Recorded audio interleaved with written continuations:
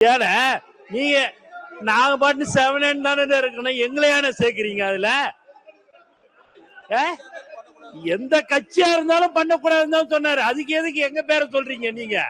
இப்ப அவருக்கு பதிலுரையில அதுக்கான தீர்வு என்னன்னு கொடுக்க போறாரு. அதாவது இது எந்த அரசு கொண்டு வந்தது, யாரு செஞ்சாங்க, இவங்க பண்ணாங்களா? அவரு ஒரு நிமிஷம் நில்லுங்க.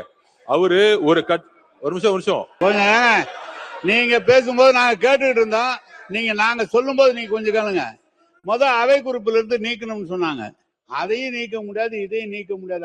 ஏன்னா மேல போயிட்டுது, எல்லாரும் மக்களுக்கு போயிட்டாங்க. யார் எங்க இருந்தாலும் நீங்க வாங்கினாலும் மக்களுக்கு தெரியுது. அதை இல்லன்னு மட்டும் சொல்லாதீங்க. வணக்கம். உணவுத்துறை அமைச்சர் அவர்கள் நெல் கொள்முதல் நிலையங்களில் கடந்த ஆட்சியில் 50 ரூபாய் 60 ரூபாய் லஞ்சம் பெறுகிறார்கள் என்று பதிவு செய்திருக்கிறார். மன்னிக்கிறோம், வர்றேன் சார். பேசலாம், அப்புறம் என்ன இருக்கு அதுல? ஆக இப்பொழுது அவர் தஞ்சை இல்ல, நான் கான்ட்ரோவர்ஸா சொல்ல பிரதர், கான்ட்ரோவர்ஸா சொல்ல. மீதும் நம் மக்கள் மீதும் இருக்கும் அசைக்க முடியாத நம்பிக்கைதான். இது ஏதோ எங்கள் தலைவர் போல சொல்லவில்லை, நடந்ததை இந்த நாடே பார்த்தது. நம் தலைவரே சொல்வது போல தில்லா கெத்தா தனியா நின்று வென்று காட்டினார். அதைவிட முக்கியம், தமிழ்நாடு அரசியல் வரலாற்றில் கூட்டணி ஆட்சி அமைப்போம், ஆட்சியிலும் பங்கு அதிகாரத்திலும் பங்கு என்று அறிவித்தார். அன்று அவர் அறிவித்த போது அனைவரும் ஏளனமாக பார்த்தார்கள். ஆனால் இன்று அதையும் சாதித்து காட்டியுள்ளார். அன்று ஏளனமாக பேசியவர்கள் வாயடித்து போய் உள்ளனர், வயிற்றெரிச்சலில் உள்ளனர். மக்கள் காசை ஒரு பைசா கூட தொடமாட்டேன், தொடவும் விடமாட்டேன், தொட்டாலும் விடமாட்டேன், இதற்கு முன் தொட்டவர்களையும் விடமாட்டேன் என்று சொன்னதை இன்று எல்லோரும் மனப்பாடமாக சொல்லி தொடங்கியுள்ளனர். இப்படிப்பட்ட மகத்தான தலைவன், மகத்தான மனிதன், அவர் தலைமையில் அமைந்துள்ள அமைச்சரவையில் ஒரு ஏழை ஆசிரியர் மகனாக எனக்கு வாய்ப்பு கொடுத்துள்ளார். அதற்கு எப்படி நன்றி சொல்வது தெரியவில்லை. 25 ஆண்டு காலமாக அவர் நிழலாகவே இருந்து வருபவன் என்று சொல்வதில் மிகப்பெரிய பெருமை, மிகப்பெரிய அங்கீகாரம். அவரிடம் விசுவாசத்தை கற்றேன், அவரின் வெற்றியிலும் அடக்கத்தை கற்றேன், அதை விட அவரிடம் நேர்மையை கற்றேன். என்றைக்கும் அவரது கண்ணசைவில் இயங்குபவன் என்று சொல்லிக் கொள்வதில் எனக்கு பெருமையே.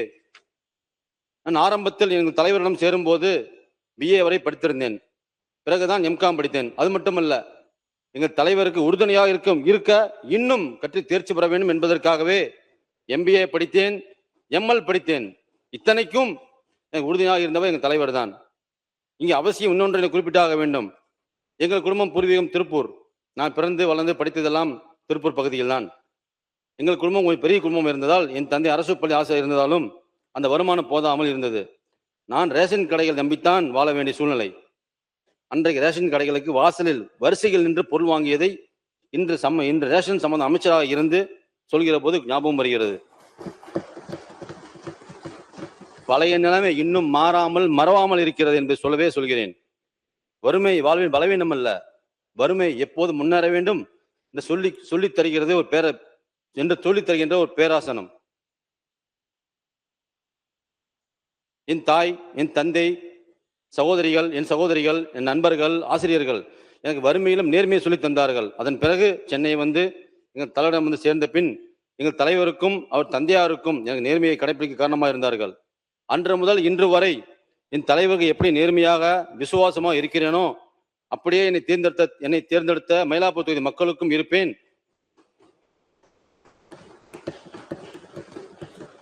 வாக்கு கேட்கிற போதே இதை சொல்லித்தான் வாக்கு கேட்டேன். அந்த வார்த்தையை மயிலாப்பூர் மக்கள் முழுமையாக நம்பி மிகப்பெரிய வெற்றியை கொடுத்தார்கள். இந்த வெங்கட்ராமன் கிடைத்த வாக்குகள் அனைத்தும் எங்கள் வெற்றி தலைவருக்கும் விசில் சின்னத்திற்கும் கிடைத்த வாக்குகள். என் வெற்றிக்கு காரணமான என் தலைவருக்கும் மயிலாப்பூர் தொகுதி மக்களுக்கும் மயிலை தொகுதியின் தமிழக வெற்றிக்காக அனைத்து நிர்வாகிகள் மற்றும் கழகத்தின் தொண்டர்கள் அனைவருக்கும் நன்றியை தெரிவித்துக் கொண்டு எனக்கு வழங்கப்பட்ட உணவு மற்றும் உணவுத்துறையின் மானிய கோரிக்கை மீதான பதிலுரைக்கு தொடங்குகிறேன்.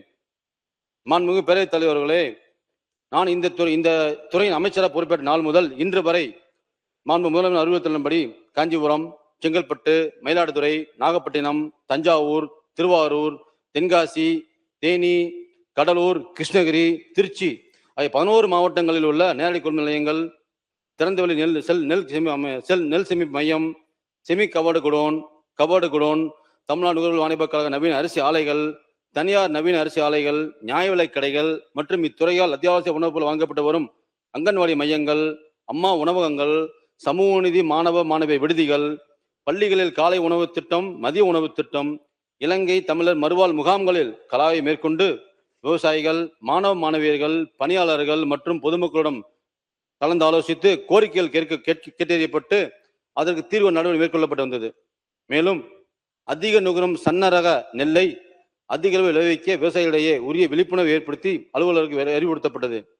நெல் கொள்முதல் செய்யும் போது 17% ஈரப்பதம் உள்ள தரமான நெல்லை மட்டுமே கொள்முதல் செய்ய அரவை ஆலைக்கு அனுப்புவதற்கும் உறுதி செய்யப்பட்டு அறிவுறுத்தப்பட்டுள்ளது. ஈரப்பதம் உள்ள நெல்லை உரிய ஈரப்பத அளவிற்கு காய வைப்பதற்காக தேவையான இடங்களில் வேளாண்மை பொறியியல் துறையின் மூலமாக நெல் உலர்த்தும் ட்ரையர் வசதி கொண்ட அறிவிப்புகள் கொடுக்கப்பட்டுள்ளன. நேரடி நெல் கொள்முதல் நிலையங்கள் மூலம் விவசாயிகளின் பெறும் நெல்மணிகள் உடனடியாக சேமிப்பு கிடங்கு நகர்வு செய்ய அலுவலர்களுக்கு அறிவுறுத்தப்பட்டுள்ளது. மேலும் சேமிப்பு தன்னை அதிகரிக்கும் பொருட்டு மயிலாடுதுறைக்கு நான் கலாய்வு சென்ற போது தர்மபுரம் ஆதீனம் அவரோட ஆதீனத்திற்கு சொந்தமான இடங்களை சேமிப்பு கிடங்கு அமைப்பதற்காக கோரப்பட்டு பெறப்பட்டுள்ளது. உணவு மற்றும் நுகர்வோர் பாதுகாப்பு தமிழ்நாட்டில் தற்போது பயன்பாட்டில் உள்ள 2,28,83,336 குடும்ப அட்டைகள் வாயிலாக 7,01,29,127 பயனாளிகளுக்கு, அதாவது 3 குடும்ப உறுப்பினர்களுக்கு ஒரு அட்டை பயனாளிகளுக்கு பொது விநியோக திட்டத்தின் மூலம் அத்தியாவசிய பொருட்கள் வழங்கப்பட்டு வருகின்றன. நமது வெற்றி தலைவர் தலைமையிலான அரசு அமைந்த பின்னர் 10/5/2026 முதல் 15/8/2026 வரை 1,13,787 குடும்ப அட்டைகள் அச்சடிக்கப்பட்டு அதில் 73,163 குடும்ப அட்டைகள் பயனாளி வழங்கப்பட்டுள்ளன. மீதமுள்ள குடும்ப அட்டைகளும் விரைவில் பயனாளி வழங்கப்படும். மேலும் முழு நேர நியாய விலைக் கடைகள் மற்றும் பகுதி நேர நியாய விலைக் கடைகள் அமைத்திட பல்வேறு கோரிக்கைகள் வரப்பட்டன. முழு நேர நியாய விலைக் கடைகள் அமைத்திட பொதுவாக நகர்ப்புற பகுதிகளில் குறைந்தபட்சம் 800 குடும்ப அட்டைகளும், கிராமப்புற பகுதிகளில் குறைந்தபட்சம் 500 குடும்ப அட்டைகளும் இருக்க வேண்டும். பகுதி நேர நியாய விலைக் கடைகள் அமைத்திட குறைந்தபட்சம் 150 குடும்ப அட்டைகள் இருக்க வேண்டும். இது போன்ற சில நிபந்தனைகளை பூர்த்தி செய்யும் பட்சத்தில் புதிய நியாய விலைக் கடைகள் அமைக்கப்படும் என்பதை தெரிவித்துக் கொள்கிறேன். தமிழ்நாடு நுகர்வோர் வாணிபக் கழகம் மேற்கொள்ளப்படும் பணிகள்: பொது விநியோக திட்டம், காமராஜர் காலை உணவு திட்டம், புரட்சித் தலைவர் எம்ஜிஆர் மதிய உணவு திட்டம், சமூக நீதி மாணவ விடுதிகள், அம்மா உணவகங்கள், அங்கன்வாடி மையங்கள், அரசு முதியோர் காப்பகங்கள், சிறைச்சாலைகள், அரசு மருத்துவமனைகள், இலங்கை மறுவாழ் முகாம் போன்றவற்றிற்கும் அரிசி, பருப்பு, எண்ணெய் உள்ளிட்ட அத்தியாவசிய பொருட்கள் இத்துறையால் விநியோகம் செய்யப்படுகின்றன. பொங்கல் பரிசு தொகுப்பு, இயற்கை பேரிடர் காலங்களில் அரசு அறிவிக்கும் நிவாரண தொகுப்பு பொருட்களை கொள்முதல் செய்தல், சேமித்தல் மற்றும் விநியோகித்தல் ஆகிய பணிகளை மேற்கொண்டு வருகிறது. வேளாண்மை துறையிடமிருந்து நெல் பயிரிடப்படும் பரப்பளவு, எதிர்பார்க்கப்படும் அறுவடை விவரம் அடங்கிய அறிக்கையை பெற்று நேரடி நெல் கொள்முதல் நிலையங்கள் மாவட்ட ஆட்சியர் தலைமையில் அவர்களின் தலைமையிலான 6 நபர்கள் கொண்ட கண்காணிப்பு குழுவால் திறக்கப்பட்டு கண்காணிக்கப்பட்டு வருகிறது. நடப்பு கொள்முதல் KMS 2026-27 ஆண்டிற்கான நெல் கொள்முதல் பருவம் வரும் செப்டம்பர் 1ஆம் தேதி தொடங்கி இருப்பதால் குறைந்தபட்ச விலையுடன் ஆதரவு மாநில அரசு ஊக்கத்தொகையும் சன்னரக நெல்லுக்கு குவிண்டால் ஒன்றுக்கு ரூபாய் 289 மற்றும் பொது நெல் ஒன்றுக்கு ரூபாய் 159 என உயர்த்தி சன்னரக நெல் ரூபாய் 2,750, பொது ரக நெல் 2,600 வழங்கப்படும் என மாண்பு முதலமைச்சர் அறிவித்துள்ளார். தமிழ்நாட்டில் வரலாற்று சாதனையாக இதுவரை இல்லாத அளவிற்கு நடப்பு கொள்முதல் பருவம் KMS 2025-26 மொத்தம் 4,324 நேரடி நெல் கொள்முதல் நிலையங்கள் மூலமாக 17/8/2026 வரையில் 6,22,956 விவசாயிகளிடமிருந்து 38,28,279 மெட்ரிக் சன்னரக நெல்லும் 26,13,529 மெட்ரிக் டன் பொது ரக நெல்லும் ஆக மொத்தம் 64,49,808 மெட்ரிக் டன் கொள்முதல் செய்யப்பட்டுள்ளது. கொள்முதல் தொகையாக 16,210 கோடி விவசாயிகளுக்கு வங்கிகள் நேரடியாக செலுத்தப்பட்டுள்ளது. 17/8/2026 அன்றைய தேதியில் 7,69,298 மெட்ரிக் டன் புழுங்கல் அரிசியும் 91,346 மெட்ரிக் டன் பச்சரிசியும் ஆக மொத்தம் 8,60,640 மெட்ரிக் டன் அரிசி ஏறக்குறைய 2 மாதங்களுக்கு பொது விநியோக திட்ட தேவையினை நிறைவு செய்திடும் வகையில் இருப்பில் உள்ளது. இதுவரை சேமிப்பு வைக்கப்பட்ட அரிசியின் அளவில் இதுவே அதிகமாகும். முந்தைய ஆட்சி காலங்களில் நேரடி நெல் கொள்முதல் நிலையங்கள் மூட்டைக்கு 40 ரூபாய், 50 ரூபாய், 60 ரூபாய் லஞ்சமாக பெறுவது நடைமுறையாக இருந்து வந்தது. இவ்வரசு அமைந்த பின்னர் அதை களைவதற்காக பல்வேறு நடவடிக்கை மேற்கொள்ளப்பட்டு வருகிறது. கடந்த 19/7/2026 அன்று கடலூர் மாவட்டம் குறிஞ்சிப்பாடி வட்டம் மருவாய் கிராமத்தில் நான் சொல்றேன், உதாரணம் சொல்றேன். கடந்த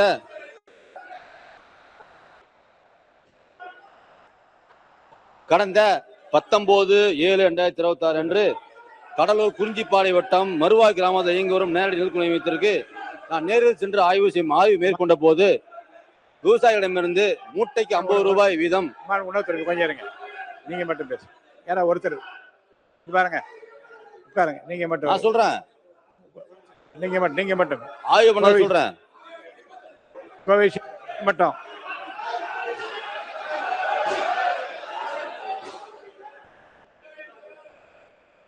மாண்பு உறுப்பினர் கோவை உட்காருங்க.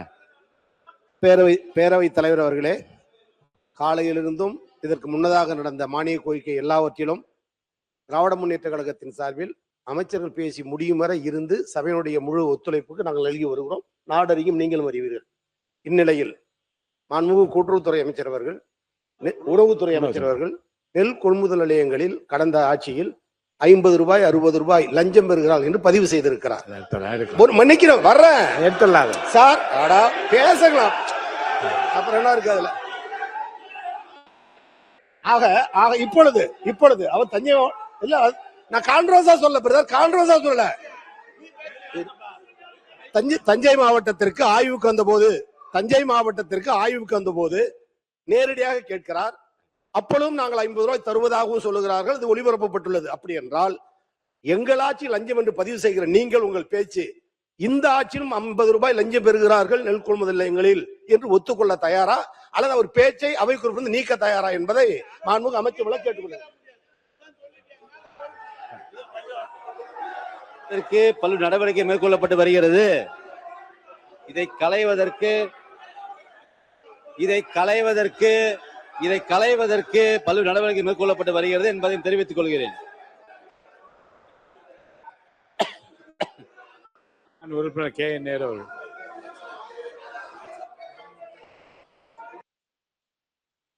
மாண்புமிகு தலைவர் அவர்களே, அமைச்சர் ஒரு நிமிஷம்.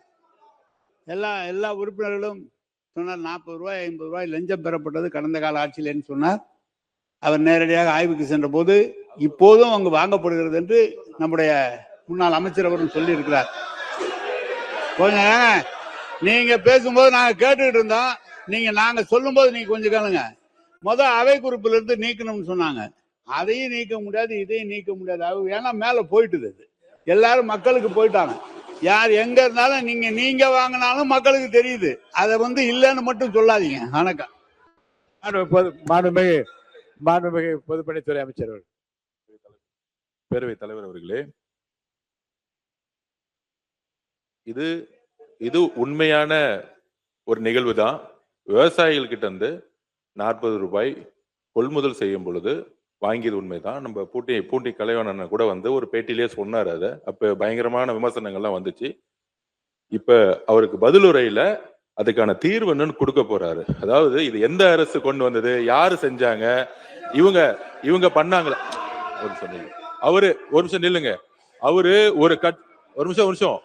அவரு இது அரசியல் மேடை அல்ல, விவசாயிகள். ஒரு நிமிஷம் அண்ணன், சீனியர்களுக்கு தெரியும். விவசாயிகள் இன்னைக்கு தினமும் சந்திக்கக்கூடிய பிரச்சனையை மாண்புமிகு அமைச்சர் சொல்லிட்டு இருக்காரு. ஒரு கட்சி வாங்கினாங்க, அது அரசியல் மேடையில் வச்சுக்கலாம். சட்டசபையில மரபு மீறி நாங்க பேசல. அதுக்கு தீர்வு இப்பயும் தொடர்கிறது. அதுக்கு தீர்வு என்ன செய்ய போனுங்கிறத அமைச்சர் சொல்லுவாரு.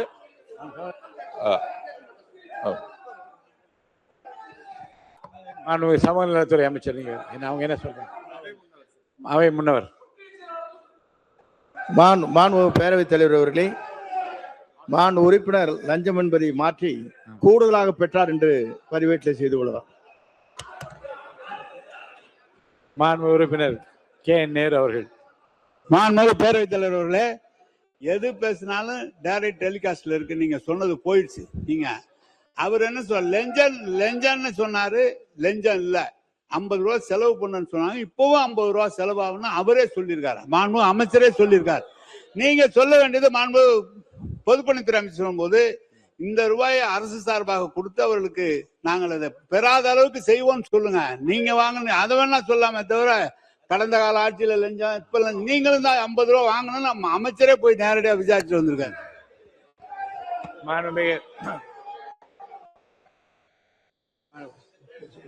விவாதத்துக்கு ஒரு முடிவு வச்சோம் இல்லைங்க.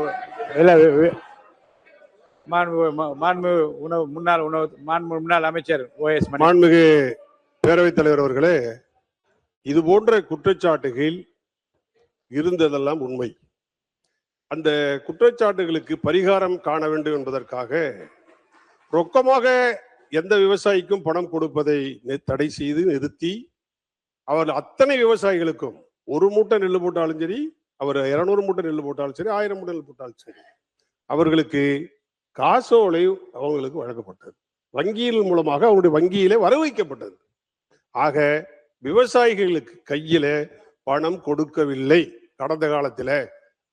இது நான் சொல்லி முடிக்கலையே, நான் பேசி முடிக்கலையே, நான் ஃபைண்டிங்ஸ் வந்துடுறேன். விவசாயிகள் கொண்டு போகிற நெல்லை வண்டியில் இருந்து டிராக்டரில் இருந்து அவர்கள் தான் இறக்குகிறார்கள். அவர்கள்தான் இந்த நெல்லை தூத்துகிறார்கள். அவர்கள்தான் வெயிட்டு போட்டு பிடித்துக் கொள்கிறார்கள். அதற்கு விவசாயிகள் சன்மானமாக அவர்கள் கையில இருப்பதை கொடுக்கிறார்கள். வீட்டில் இருந்து கொண்டு நீங்க நல்லா பார்க்கணும். வீட்டில் இருந்து பணத்தை மாற்றி, வங்கியில் இருந்து பணத்தை மாற்றி அதற்கு பின்னால் அவர்கள் கொண்டு போய் அவர்களுக்கு உதவியாக, சன்மானமாக, கிப்டாக அவர்கள் இதை கொடுக்கிறார்கள். இதுதான் நடப்பே தவிர இதை லஞ்சம் என்று அமைச்சர் சொன்னதை அவை குறிப்பிடுத்து நீக்க வேண்டும்.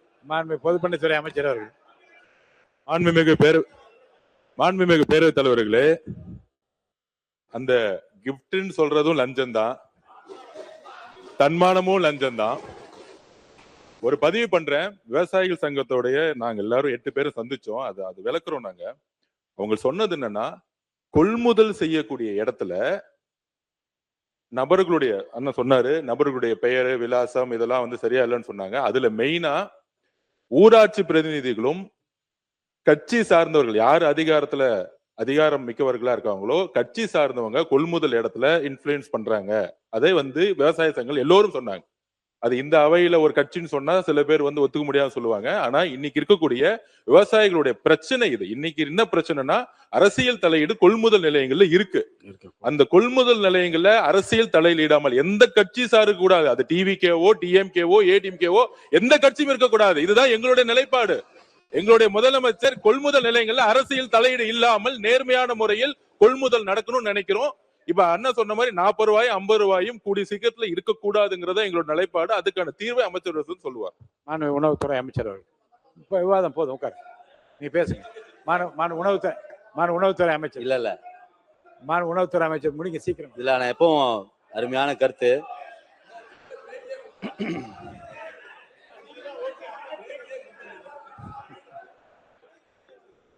மாண்புமிகு நீர்வளத்துறை அமைச்சர் அவர்கள். மாண்பு பேரவைத் தலைவர் அண்ணன் தான் பேட்டி கொடுத்தாரு. அண்ணன் தான் பேட்டி கொடுத்தீங்க. அத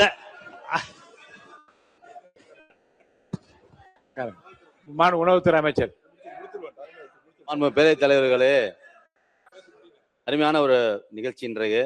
அதாவது மாண்புமிகு முன்னாள் அமைச்சர்கள், முன்னாள் எல்லா துறையும் இருந்திருக்காங்க. அவங்களே சொல்லிட்டாங்க லஞ்சம் இல்ல சொல்லிட்டாங்க. சன்மானம், கிஃப்ட் எல்லாம் ஒரே வார்த்தைகள் தான், ஒரே ரோடு தான். நீர்வளத்துறை அமைச்சர் அவர்கள். நீங்க நாங்க பாட்டு 7 தானே இருக்கணும், எங்களையான சேர்க்கிறீங்க. அதுல எந்த கட்சியா இருந்தாலும் பண்ணக்கூடாதுன்னு சொன்னாரு. அதுக்கு எதுக்கு எங்க பேரை சொல்றீங்க நீங்க?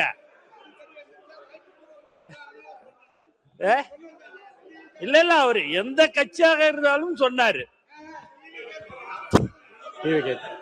டிவிகே உட்பட டிவிகே இருந்தால் திமுக.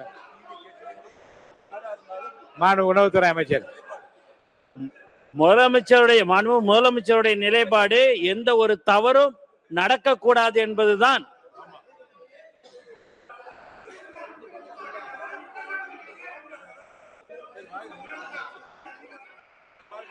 சரிண்ணா சரிண்ணா வந்துடுறோம். நான் உணவுத்துறை அமைச்சர். அண்ணா பேட்டியை கொடுத்துட்டியா நீ பாட்டு பண்ற. மாண்பு இனி இருங்க. அரசு அமைந்த பிறகு இனி- முதலமைச்சர் அரசு அமைந்த பிறகு இதை களைவதற்கு பல நடவடிக்கை மேற்கொள்ளப்பட்டு வருகிறது. நம்ம முதலமைச்சர் அரசு அமைந்த பிறகு மாண்பு உறுப்பினர் உட்காருங்க. உணவுத்துறை அமைச்சர் நீங்க பேசுங்க. நம்ம மாண்பு முதலமைச்சர் அரசு இந்த அரசு அமைந்த பிறகு இதை களைவதற்கான பல நடவடிக்கைகள் மேற்கொள்ளப்பட்டு வருகின்றன. அவ்வளவுதான்.